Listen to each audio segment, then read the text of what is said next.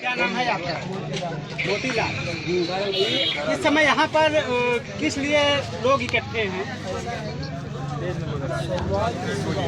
सोमवार की जब तो सुबह को उठा हो, दरवाज़ा खोला हो तो जैसे पूजा किया जाता है, पूजा करने के बाद से गोला गोला दो रेखा बनी थी। कहाँ पर?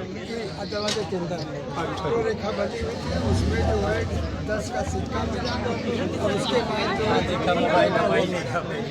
ऊन बहता हुआ और उसको हमने जो है झाड़ू से साफ कर दिया।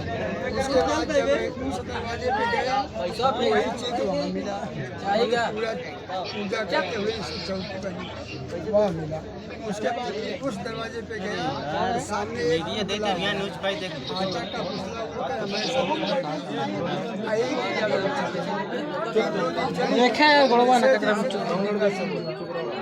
अभी तक लगभग कितने पैसे गिर चुके हैं? हम कल शाम 5 बजे से 8 बजे जो पैसे गिरे उसको आप प्रदम भाई बहुत यहाँ जो जगह अभी सब लोग सब लोग नहीं जाएंगे, 400 लोग